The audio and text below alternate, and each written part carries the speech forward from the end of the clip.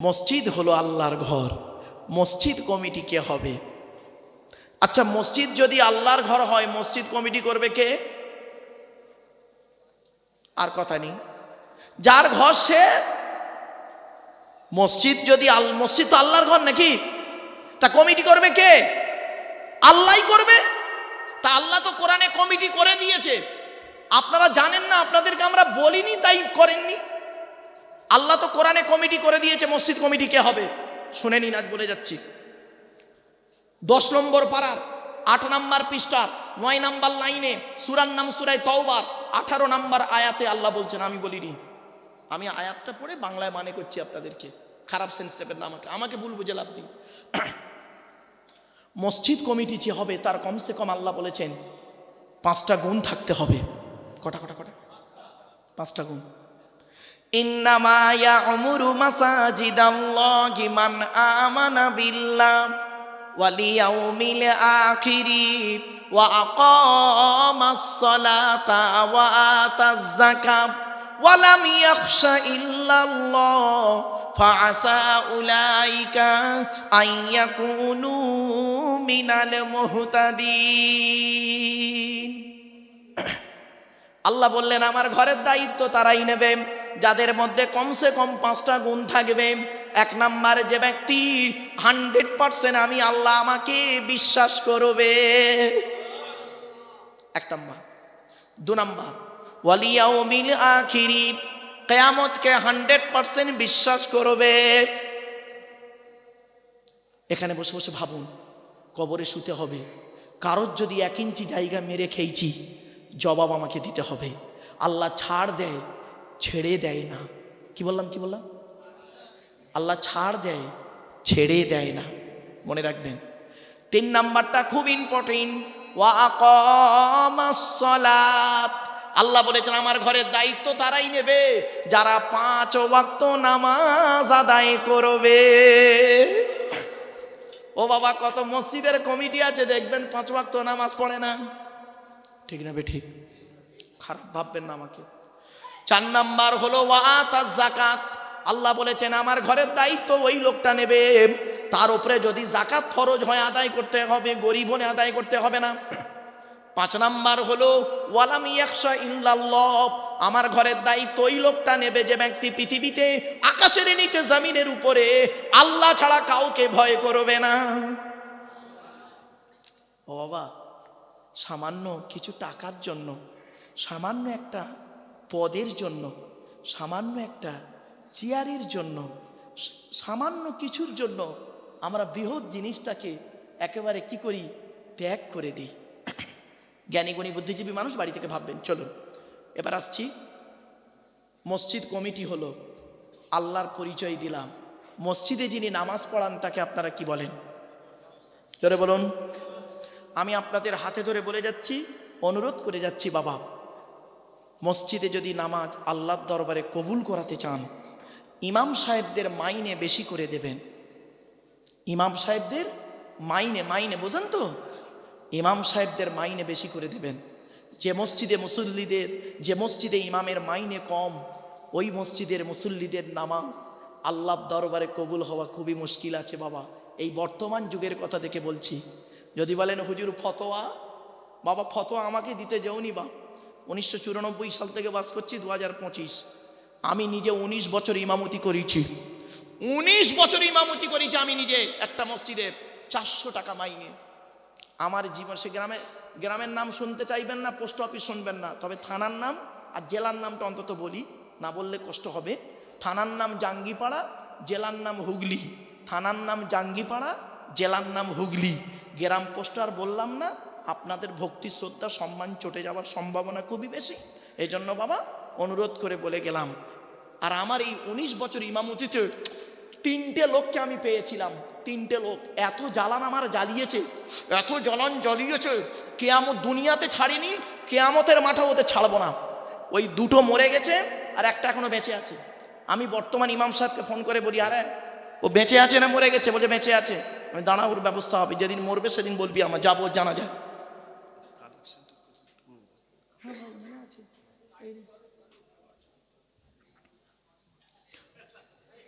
আচ্ছা চলেন বাবা, এজন্য আপনাদেরকে আমি অনুরোধ করে বলছি, মসজিদের ইমামের মাইনে বেশি করে দেবেন। যে এলাকার মসজিদের ইমামের চোখের পানি পড়ে হকের উপরে, ভালো করে শুনে নিন উত্তর 24 পরগনার মানুষেরা, যে এলাকার মসজিদের ইমামের মাইনে, ইমামের চোখের পানি পড়ে হকের উপরে, না হকের উপরে নয়, হকের উপরে, ওই এলাকার মসজিদের, ওই এলাকার মানুষের উপরে আল্লাহর লানত পড়ে যায়। ইমামের মর্যাদা কি জানেন? ইমামের মর্যাদা কি? হ্যাঁ, আমরা ইমাম রাখি তো মুরগি জবাই করার জন্য। খবরদার নয় বাপ, নিজের মুরগি নিজে জবাই করবেন, কুরবানি নিজের কুরবানি নিজে করবেন। ইমামের গুরুত্ব যদি বুঝতেন তাহলে ইমামই হতো দেশের নেতা। আপনারা জানেন, আমি আব্দুল্লাহিল মারুফ হলাম আপনাদের কাছে 2 থেকে 3 ঘন্টার বন্ধু, কিন্তু আপনাদের মসজিদের ইমাম সাহেব হবে 365 দিনের সুখ এবং দুঃখের বন্ধু। আপনার ছেলেটা যেমন মাস্টার, ডাক্তার, ইঞ্জিনিয়ার, প্রফেসর হোক আপনার মন চায়, তো আপনার মসজিদের ইমামেরও মনটা চায় আমার ছেলে মেয়েটা মাস্টার, ডাক্তার, ইঞ্জিনিয়ার, প্রফেসর হোক। জ্ঞানী গুণী বুদ্ধিজীবী মানুষ, কথাটা হয়তো শুনতে টক লাগছে, কিন্তু অতি বাস্তব কথা, খারাপ সেন্স নেবেন না। চলুন, আল্লাহর ঘর হলো, এখন আল্লাহর পরিচয়টা দিই, আল্লাহর একটু 2-1টা কোরআনে আয়াত তুলি। আল্লাহ বলছেন, বান্দা তোরা আমার কাছে কেন মাথা নত করবি? আমরা মাথা নত করবো কার কাছে? জোরে বলুন, কেন করবেন?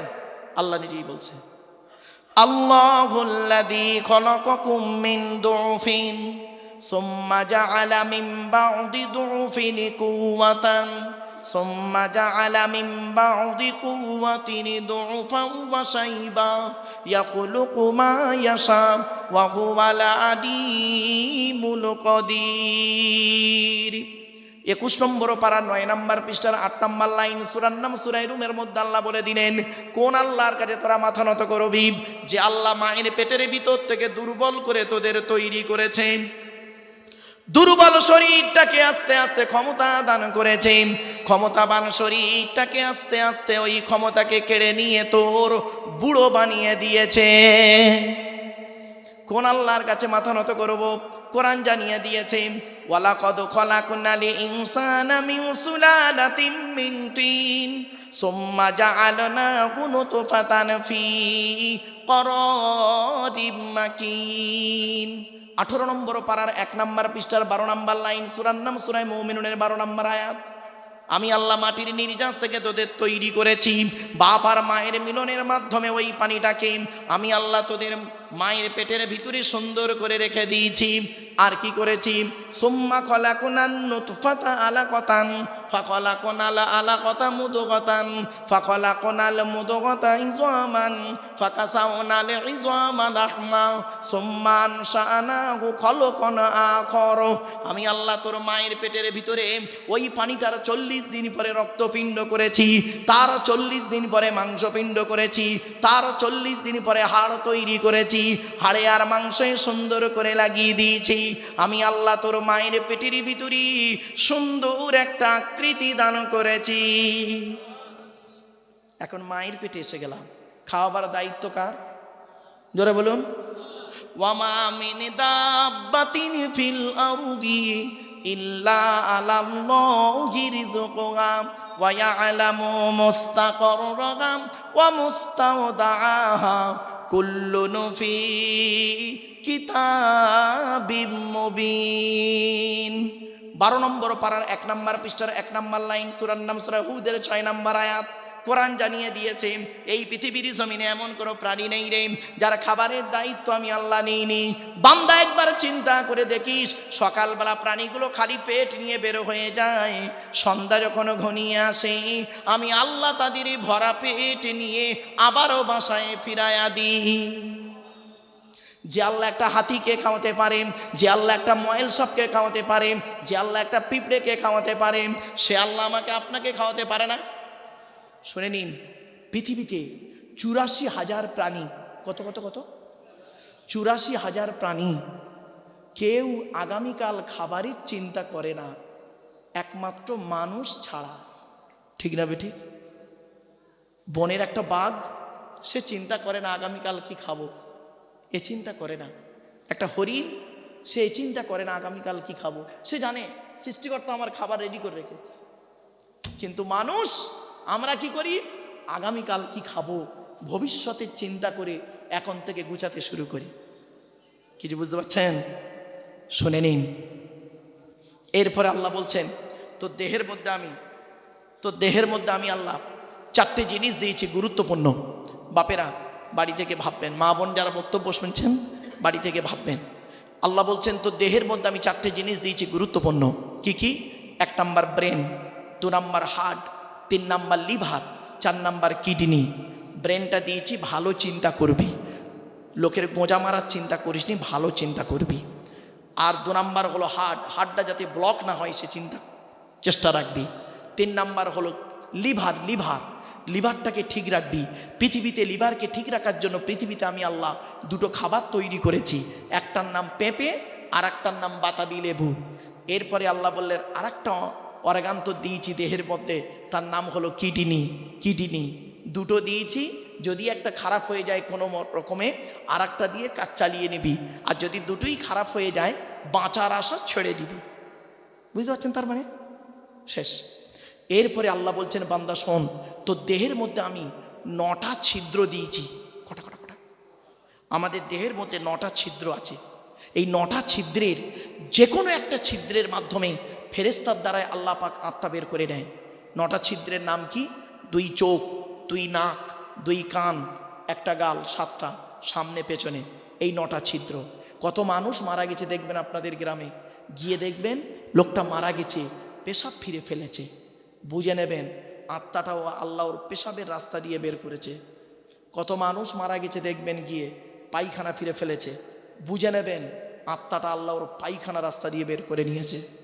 কত মানুষ মারা গেছে দেখবেন লোকটা মরে গেছে, চোখটা চেয়ে আছে, লোকটা মরে গেছে গালটা হাঁ করে আছে, লোকটা মরে গেছে ঘাটটা মেখে আছে, হাতটা খিঁচে আছে। আবার দেখবেন লোকটা মরে গেছে, দেখলে মনে হবে লোকটা ঘুমিয়ে আছে।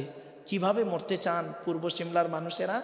ইমান নিয়ে যদি কবরে যেতে চান দয়া করে বাবা কোরআন হাদিস এজমা কেয়াসের কথাগুলো শুনে একটু আমল করে বাড়ি যান, বাড়ি থেকে ভাববেন।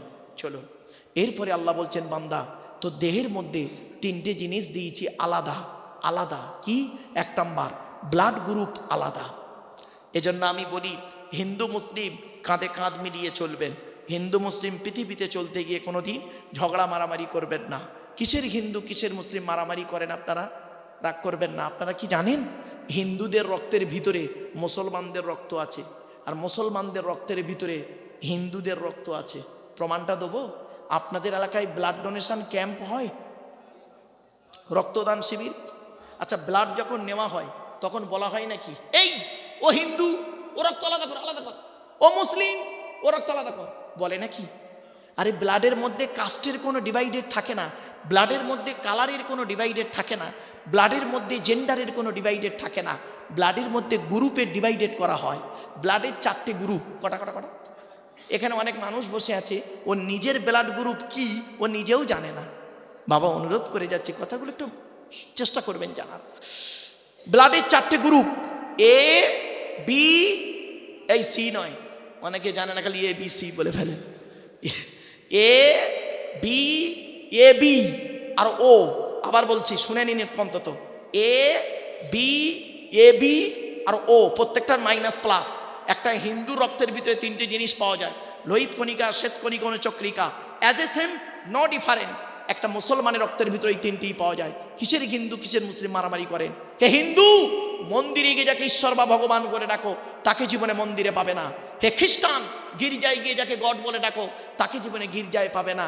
হে মুসলমান, গালে দাড়ি মাথায় টুপি নিয়ে মসজিদে যাকে আল্লাহ আল্লাহ বলে ডাকো ওই আল্লাহকে মসজিদে পাবে তো। চলুন 3 ধর্মের মানুষ আমরা আল্লাহকে খুঁজতে বেরোই। আল্লাহ বলছেন আমাকে খুঁজতে যেতে তোদের হবে না রে, আমি কোথায় আছি জানিস? এই কোরআনই আছে। ওয়ালাকাদ খালাকনাল ইনসানা ওয়া না'লামু মা তুওয়াসবিসু বিহি নাফসুহু ওয়া নাহনু আকরাবু ইলাইহি মিন হাবলিল ওয়ারিদ। 26 নম্বর পারার 18 নম্বর পৃষ্ঠার 1 নম্বর লাইন, সূরার নাম সূরা কফের 16 নম্বর আয়াত। আল্লাহ বলছেন, হে মানব জাতি, আমি তোদের সৃষ্টি করেছি, তোদের মনের মধ্যে ভালো মন্দ যা কিছু আছে সব আমি আল্লাহ জানি। বান্দা যেন কোনোদিন ভাববি না আমি আল্লাহ অনেক দূরে। না না না, আমি আল্লাহ তোর ঘাড়ের শিরারও নিকটবর্তী। একবার অন্তরে অন্তঃস্থল থেকে আমাকে আল্লাহ বলে ডাক দে, আমি আল্লাহ তোরও ডাকে সাড়া দেব। ওয়াকালা রাব্বুকুম উদউনি আস্তাজিব লাকুম, কোরআন বলছে বাপ। হাতে টাইম নেই তো আলোচনা করার, সংক্ষেপে বলে দিচ্ছি। এরপরে আল্লাহ বলে, বান্দারে তুই একবার চিন্তা কেন করলি না পূর্ব সিমলার মানুষেরা? আমি আল্লাহ তোদের একটু বুদ্ধি দিলাম, আমি আল্লাহ তোদের একটু বুদ্ধি দিলাম। সেই বুদ্ধি নিয়ে পৃথিবীতে কি করলি তোরা? একটা মেশিন তৈরি করলি, মেশিনটার নাম দিলি ফ্রিজ। ফ্রিজ ফ্রিজ তোদের তৈরি ফ্রিজের গুণাগুণ কি? গরমকে ঠান্ডা করিস, ঠান্ডাকে 0 ডিগ্রি নিচে নামিয়ে তাকে বরফ জমিয়ে দিস। তোদের তৈরি ফ্রিজের পানি খেলে থাইরয়েড বেড়ে যাওয়ার সম্ভাবনা খুবই বেশি। তোদের তৈরি ফ্রিজটা কারেন্ট ছাড়া চলে না, তোদের তৈরি ফ্রিজটা মাটির উপরে বসানো থাকে। আমি আল্লাহ পৃথিবীতে একটা ফ্রিজ তৈরি করেছি, আমার তৈরি ফ্রিজের নাম হলো শীতকাল আর গ্রীষ্মকাল। গরমকালে যত কলে পাম্প করবি, আমি আল্লাহ আমার তলার ফ্রিজ থেকে ঠান্ডা ঠান্ডা পানি বের করব। আর শীতকালে যত কলে পাম্প করবি, আমি আল্লাহ আমার তলার ফ্রিজ থেকে গরম গরম পানি বের করব। আফারাআইতুমুল মাআল্লাযী তাশরাবুন আআনতুম আনজালতুমুহু মিনাল মুজনি আম নাহনুল মুনজিলুন। সূরা ওয়াকিয়া। আমার আলোচনা নয় বাবা, আমি বাস্তব কথাটাই তুলে ধরলাম আপনাদের কাছে। চলুন, এতক্ষণ আল্লাহর আলোচনা করেছি, আর নয়, এবার নবীর একটু পরিচয় দিই। আচ্ছা, আমাদের নবীর নাম কি? বলবেন? হযরত মুহাম্মদ সাল্লাল্লাহু আলাইহি ওয়াসাল্লাম, তাই তো? আচ্ছা, নবী কোন বংশে জন্মগ্রহণ করেছেন? কুরাইশ বংশে। আচ্ছা, কার নাম কুরাইশ? চলুন একটু পরিচয়টা দিই। তবে আপনাদেরকে আমি অনুরোধ করছি, সুবহানাল্লাহ জোরে বলবেন, এই অনুরোধটুকু রইল। কোন বংশ বললেন? কুরাইশ। শুনে নিন, মোহাম্মদের বাপের নাম আব্দুল্লাহ, আব্দুল্লাহর বাপের নাম আব্দুল মুত্তালিব, আব্দুল মুত্তালিবের বাপের নাম আব্দে মান্নাফ, আব্দে মান্নাফের বাপের নাম হাশেম, হাশেমের বাপের নাম কুসাই, কুসাইয়ের বাপের নাম কিলাব, কিলাবের বাপের নাম মুর্রা, মুরার বাপের নাম লুবাই, লুবাইয়ের বাপের নাম কাব, কাবের বাপের নাম গালিব, গালিবের বাপের নাম ফিগির, ফিগির থেকে কুরাইশ বংশ এসেছে। নবীর বাপের নাম আব্দুল্লাহ, মায়ের নাম আমিনা, দাদার নাম আব্দুল মুত্তালিব, দাদির নামটা কি? নেতিলা বিনতে খব্বাব ব্রাকেটে ফতেমা, কেউ বলেছেন সামিরা। নবীর নানার নাম হলো আব্দুল ওয়াহাব জুহরি, নবীর নানির নাম হলো বারিরা বা বাররা, নবীর দুধমার নাম হলো হালিমা, নবীর দুধ বাপের নাম হলো হারেস, নবীর দুধ ভাইয়ের নাম আব্দুল্লাহ, নবীর বাপের নাম আব্দুল্লাহ, নবীর দুধ ভাইয়ের নাম আব্দুল্লাহ, দুটো যেন এক করে ফেলবেন না। নবীর জন্ম 570 খ্রিস্টাব্দে। ইংরাজি কি মাস ছিল? 29শে আগস্ট। ইংরেজি মাসটা ছিল 29শে আগস্ট, আরবি মাস ছিল রবিউল আউয়াল মাস 12 তারিখ, মতান্তরী 9 তারিখ, সোমবার শবে সাদেকের সময় আরবের মক্কা নগরী কুরাইশ বংশে নবীর জন্ম। নবীর বাপিরা হলো 10 ভাই, নবীর মায়েরা হলো 19 বোন। নবীর 9টা চাচা, নবীর 9টা চাচা, 18টা খালা, 6টা ফুফু, 7টা ছেলে মেয়ে। আপনি তো নবীর কিছুই জানেন না বাবা, শুধু মুখে আইলাম মুহাম্মদ সাল্লাল্লাহু আলাইহি সাল্লাম বললে হবে না, প্র্যাকটিক্যাল করে দেখাতে হবে, ভালোবাসাটাকে বাস্তবায়িত করতে হবে বাপ। চলেন, নবীর 9টা, অসুবিধা হচ্ছে আপনাদের? আর তো হবে না, বন্ধ করে দেবো বাবা। একবার দরুদ শরীফ, আল্লাহুম্মা।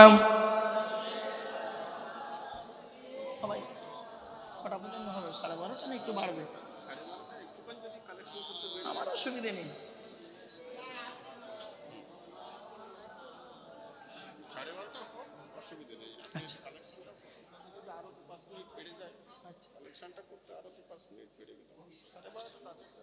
ঠিক আছে, চলেন বাপেরা। নবীর 9টা চাচা, কটা? 9টা চাচা। 9টা চাচার নাম কি? বড় চাচার নাম হারেস, কি বললাম?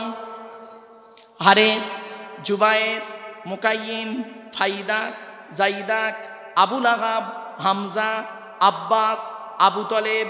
নবীর বাপ হলো আব্দুল্লাহ। নবীর 7টা ছেলে মেয়ে, 3টে পুত্র সন্তান, 4টে কন্যা সন্তান, তিনটে পুত্র সন্তানের নাম কি? বড় ছেলেটার নাম হলো কাসেম, পরের ছেলেটার নাম হলো তাহের বা তৈয়েব, ছোট ছেলেটার নাম হলো ইব্রাহিম। চারটে কন্যা সন্তানের নাম কি? বড় মেয়েটার নাম জয়নাব, রুকাইয়া, উম্মে কুলসুম, ছোট মেয়েটার নাম হলো ফতেমা, যার সঙ্গে নবীজি হযরত আলীর বিবাহ দিয়েছিলেন। হযরত আলী রাদিয়াল্লাহু তাআলা আনহুকে নবী জামাই করতে গেলেন কেন? অনেক আলোচনা, অনেক গুণ আলীর মধ্যে আল্লাহ দিয়েছিলেন। প্রত্যেক সাহাবীর মধ্যে আল্লাহ পাক অনেক গুণ দান করেছিলেন। এই জন্য আমাদের ঈমানটা সাহাবীদের প্রতি ভালো রাখতে হবে। কেন? সাহাবীদের সম্পর্কে নবীজি বলেছেন, আসহাবিকান নুজুম বিআইয়িহিম ইক্তিদাইতুম ইহতিদাইতুম। আমার সাহাবীরা হলো প্রত্যেকটা নক্ষত্রের ন্যায়, যাকে অনুসরণ করে চলবে দুনিয়াতে শান্তি সম্মান পাবে, আখেরাতে জান্নাত পেয়ে যাবে। এখান থেকে একটা শিক্ষা নিয়ে নিন, কোন ছেলেকে জামাই করবেন? যাই তাই ছেলেকে জামাই করতে যাবেন না, যে ছেলের মধ্যে কমসে কম দুটো গুণ পাবেন। বাবা, মেয়ের বাপেরা এখানে যারা আছেন শুনে নিন, কোন ছেলেকে জামাই করবেন। খালি একলা বাপের একটা ছেলে দেখে ছুটবেন না, সব একলা বাপের একটা ছেলে সমান নয়। যে ছেলের মধ্যে কমসে কম দুটো গুণ পাবেন, ওই ছেলেকে জামাই করবেন। আর কোন মেয়েকে বৌমা করবেন? এই যুবক বন্ধুরা শুনে নাও, কোন মেয়েকে বৌমা করবে? খালি সাদা চামড়া দেখে ছুটতে যেও না, সব সাদা চামড়ার মেয়ে ভালো নয়। বাংলায় একটা কথা আছে, নদীর জল ঘোলা ভালো, জাতের মেয়ে কালো ভালো। কিছু বুঝতে পারছেন কথাটা? নদীর জল ঘোলা ভালো, জাতের মেয়ে কালো ভালো। কোন মেয়েকে বৌমা করবেন? যে মেয়ের মধ্যে কমসে কম 6টা গুণ পাবেন। কটা? এই কোরআনে আল্লাহ বলেছে বাপ, আমার কথা নয় বাপ, আসলে টাইমের ব্যাপার থাকে তো। চলুন, দুটো গুণ ছেলেদের কি কি? কমসে কম 1 নাম্বার ছেলেটি সৎ ছেলে কিনা খবর নেবেন। 2 নাম্বার ছেলেটি কর্মী কিনা খবর নেবেন। কোন মেয়েকে বৌমা করবেন? যে মেয়ের মধ্যে কমসে কম 6টা গুণ পাবেন। মুসলিমাতিন, মুমিনাতিন, কনিতাতিন, তাইবাতিন, আবিদাতিন, সাইহাতিন, সঙ্গীবাতিন ওয়া আবকারা। 28 নম্বর পারার 19 নম্বর পৃষ্ঠার 11 নম্বর লাইন, সূরার নাম সূরা তাহরীমের 5 নম্বর আয়াত। 1 নাম্বার দেখবেন মেয়েটি মুসলমান কিনা খবর নেবেন। 2 নাম্বার মেয়েটি বিশ্বাসী মেয়ে কিনা খবর নেবেন। 3 নাম্বার হলো কনিতাতিন, আনুগত্যশীলা মেয়ে কিনা খবর নেবেন। দূর থেকে খবর নিয়ে দেখবেন মেয়েটি ওর বাপ আর মাকে ভক্তি শ্রদ্ধা করে কিনা খবর নেবেন। দূর থেকে খবর নিয়ে সঠিক তথ্য যদি পেয়ে যান মেয়েটি ওর বাপ আর মাকে ভক্তি শ্রদ্ধা করে না, ও যত সুন্দরী মেয়ে হোক আর যত বড় মৌলানা মুফতি পীর সাহেবের মেয়ে হোক, খবরদার জীবনে কোনোদিন ওই মেয়েকে বৌমা করো না। কারণ ও নিজের বাম্মাকে ভক্তি শ্রদ্ধা করে না, তোমার বাম্মার পাতে সহজে এক থালা ভাত দিতে চাইবে না। বেশিরভাগ মেয়েদের সংসার নষ্ট হয় মেয়ের মায়ের কান ভাঙানিতে, ঠিক না ঠিক? যে মেয়ের মা যত বেশি চালাক, ওই মেয়ের কপালে তত তাড়াতাড়ি তলাক, ঠিক না ঠিক?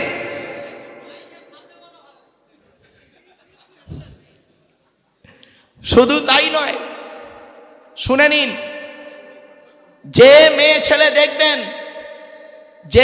ছেলে দেখবেন বিয়ের পরে স্বামীর কথার গুরুত্ব না দিয়ে ওর বাম্মার কথাই ওঠে বসে, ওই মেয়ের সংসার হলো জাহান্নাম।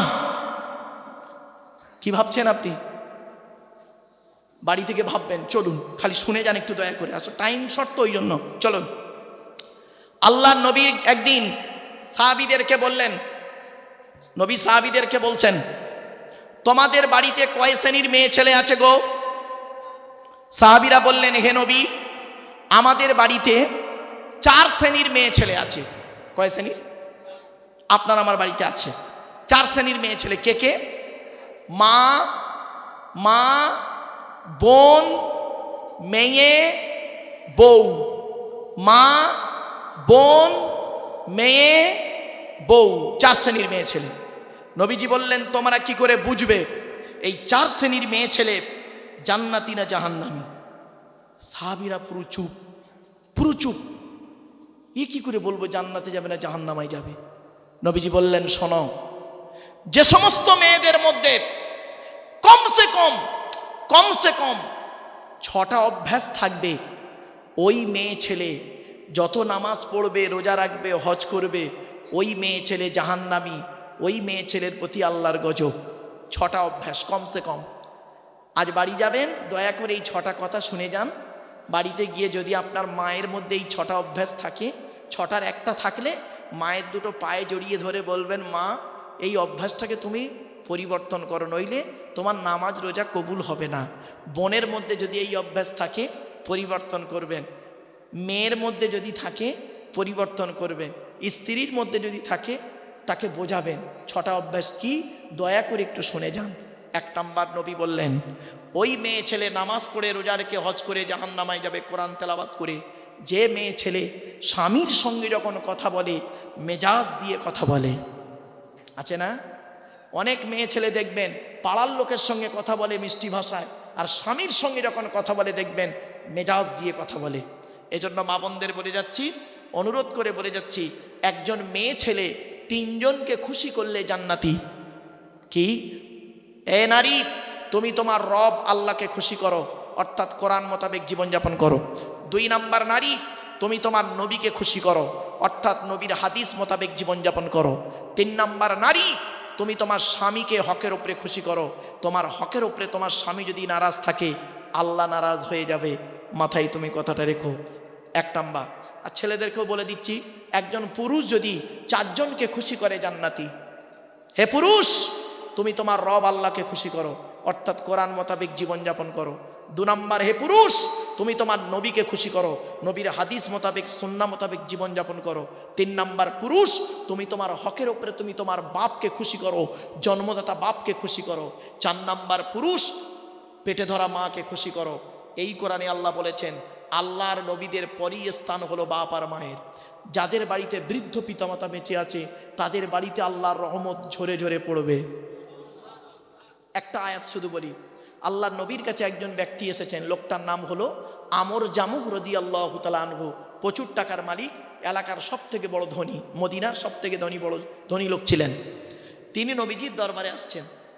নবীজির পাশে বসে আছেন সাহাবীরা, ডান দিকে বসেছিলেন হযরত আবু বকর সিদ্দিক রাদিয়াল্লাহু তাআলা আনহু। নবীকে বলছেন, ইয়া রাসূলুল্লাহ, এই মদিনা এলাকার সবথেকে ধনী লোকটা আপনার কাছে আসছে, ওই দেখুন ওই আসছে। নবীজি বললেন, ওকে আসতে দাও। লোকটি এলেন, এসে নবীকে সালাম করলেন। নবীজি বললেন, বসো। বসলেন। কিছুক্ষণ পরে লোকটি নবীকে প্রশ্ন করছে, হে নবী, ইয়া রাসূলুল্লাহ, আমি প্রচুর টাকার মালিক আল্লাহ আমাকে করেছে, আল্লাহ আমাকে অনেক সম্পদ দিয়েছে। নবীজি বললেন, আলহামদুলিল্লাহ। তখন লোকটি বললেন, ইয়া রাসূলুল্লাহ, এত টাকা আল্লাহ আমাকে দিয়েছে, যদি আপনি দয়া করে যদি একটু বলে দিতেন মরে যাওয়ার আগে টাকা পয়সা কোথায় ব্যয় করলে আল্লাহ খুশি হতেন, তাহলে আমি মরে যাওয়ার আগে টাকা পয়সাগুলো সেই জায়গায় ব্যয় করে চলে যেতাম। আচ্ছা,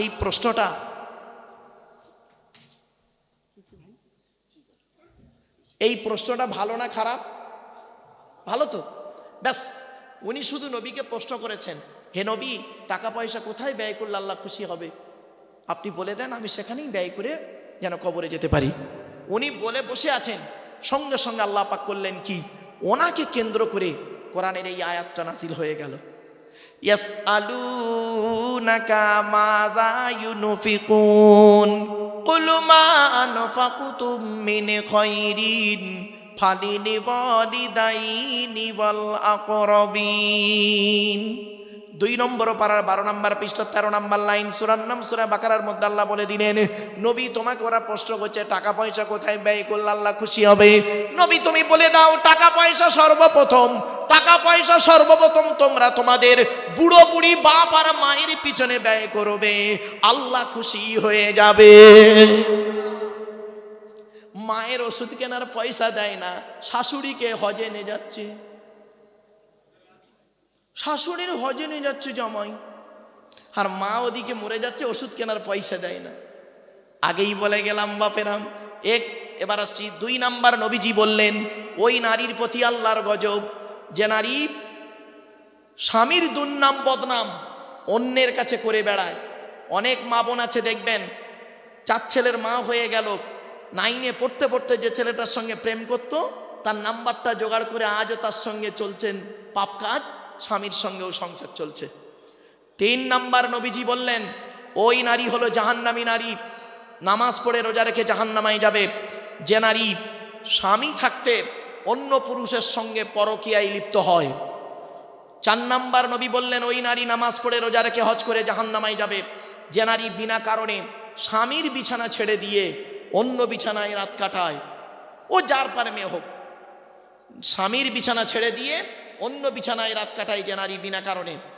অনেক মা বোন আছে দেখবেন 35, 40, 50 বছরের মেয়ে, স্বামীর বয়স 60 বছর, স্বামীর বিছানায় আর না ঘুমিয়ে পাশে ছোট ছেলের ঘরে ঘুমায়, খাটের উপরে ঘুমায়, নাতিটাকে নিয়ে ঘুমায়, আর তাহাজ্জুদের নামাজ পড়ে, কোরআন তেলাওয়াত করে, তসবিহ টানে, আর ওদিকে স্বামী খাচ্ছে কি মরছে, সুগারের রুগী, হার্টের রুগী, প্রেশারের রুগী, স্ট্রোক রুগী, কখন মরে কখন বাঁচে খবরও নেই। ও নারীর নামাজ রোজা কবুল হবে না। মা বোনদের বলে যাচ্ছি, কথাগুলো বাড়ি মাথায় রাখুন। 5 নাম্বার নবীজি বললেন ওই নারী নামাজ পড়ে রোজা রেখে জাহান্নামায় যাবে যে নারী স্বামীর পরিবারের সঙ্গে খারাপ আচরণ করে। আচ্ছা, স্বামীর পরিবার কারা? স্বামীর বাপ, স্বামীর মা, স্বামীর ভাই, স্বামীর বোন। অনেক নারী আছে দেখবেন স্বামীকে খুব ভালোবাসে, স্বামীকে খুব ভালোবাসে, স্বামীর বাম্মার দেখতে পারে না, স্বামীর বাপ ভাইয়ের দেখতে পারে না। ওর বাপ ভাই এলে দেখবেন কত ভক্তি শ্রদ্ধা সম্মান চলে, আর স্বামীর বাপ ভাই এলে দেখবেন কোনো গুরুত্ব নেই। ও নারী নামাজ পড়ে রোজা রেখে জাহান্নামায় যাবে।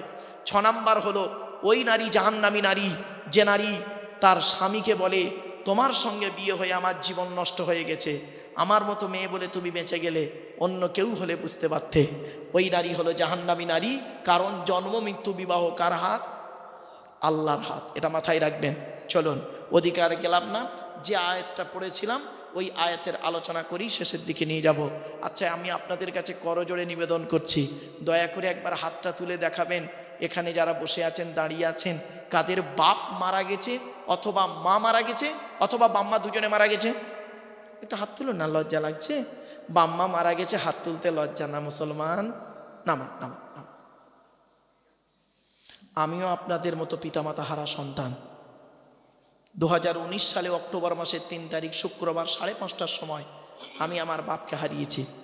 2023 সালে জুন মাসের 28 তারিখ বৃহস্পতিবার বেলা 11:30টার সময় বকরা ঈদের দিন আমি আমার মাকে হারিয়েছি।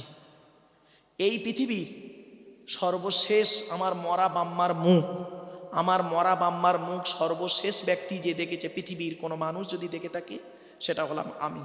কারণ আমি বাম্মার জানাজা পড়িয়েছি, আমি কবরে মাথার দিকে নেমেছিলাম, আমি জীবনের শেষবারে দেখে মাকে বাপকে কাপন দিয়ে ঢেকে দিছিলাম। আমার পরে পৃথিবীর কোনো মানুষ আমার মরা বাম্মার মুখ আর দেখেনি। আমার বলার উদ্দেশ্যটা কি শুনুন, আপনাদের বাম্মা যাদের মারা গেছে, যেদিন জানাজা পড়ানোর আগে শেষবারে বাম্মার মরা মুখটা দেখে যখন মাটি দিয়ে চলে এলেন, সত্যি কথা বলুন এখানে যারা দাঁড়িয়ে বসে আছেন, সেই দিন থেকে যেদিন বাম্মা মরে গেল সেই দিন থেকে আজ পর্যন্ত পৃথিবীর কোনো মানুষকে অন্তর থেকে আব্বা বা মা বলে ডাকতে পেরেছেন? পারেননি। শ্বশুর কোনো দিন বাপ হতে পারে না, শাশুড়ি কোনো দিন মা হতে পারে না। ওরে শ্বশুর শ্বশুরই হয়, শাশুড় শাশুড়ি হয়, মা মাই হয়। শ্বশুর তোমার বাপ হয়েছে 20 বছর পরে তার মেয়ে দেবার কারণে, শাশুড়ি তোমার মা হয়েছে 20 বছর পরে তার মেয়ে দেবার কারণে, আর তোমার জন্মদাতা বাপ তোমার বাপ হয়েছে যেদিন মায়ের পেটে এসেছিলে সেই দিন থেকে, যে তুমি তোমার মা হয়েছে যেদিন তুমি মায়ের পেটে এসেছিলে সেই দিন থেকে। এই কোরআনে আছে আল্লাহর নবীদের পরই স্থান হলো বাপ আর মায়ের। বহু দলিল আছে, বাপ টাইমের শর্ট, কিছু আলোচনা আছে শুনুন। আপনাদেরকে বলছি, আর এই আয়াত যখন নাজিল হলো বাম্মার প্রতি ছেলে মেয়ের টাকা পয়সা ব্যয় করবে, সঙ্গে সঙ্গে একজন সাহাবী বললেন, ইয়া রাসূলুল্লাহ, আমি যুদ্ধের ময়দানে গিয়েছিলাম, আমি এসে দেখছি আমার মা মারা গেছে, এখন আমি কি করব বলুন? নবীজি বললেন, তোমার মা মারা গেছে, তুমি এক কাজ করো, তোমার মায়ের জন্য 2টো কাজ করবে। 1 নাম্বার, তুমি তোমার মায়ের জন্য রুহে মাগফিরাতের দোয়া চাইবে, তোমার মাকে যেন আল্লাহ পাক ক্ষমা করে দেয়। আর 2 নাম্বার করবে কি, তুমি তোমার মায়ের জন্য দান খয়রাত করবে, তোমার মা কবরে শুয়ে শুয়ে সওয়াব পাবে। আর একজন ব্যক্তি উঠে দাঁড়িয়ে বলছেন, ইয়া রাসূলুল্লাহ, আমার বাম্মা দুজনেই মারা গেছে, আমার বাম্মা দুজনেই মারা গেছে, আমি এখন কি করব বলুন? আল্লাহর নবী বললেন, মানজারা কবরা আবাওয়াইহি আওয়াহদিহিমা ফি কুল্লি জুমআতিন গুফিরা লাহু ওয়া কুতিবা লাহু বারাআম। জুম্মার দিনে যদি কোনো ছেলে তার বাপ আর মায়ের কবরটা একবার জিয়ারত করে, ছেলের দোয়ার ওসিলায় বাম্মার কবরটাকে আল্লাহ পাক আলোয় আলোকিত করে দেয়। এজন্য বাম্মার জন্য দান খয়রাত করুন, কবরে শুয়ে শুয়ে সওয়াব পাবে তারা।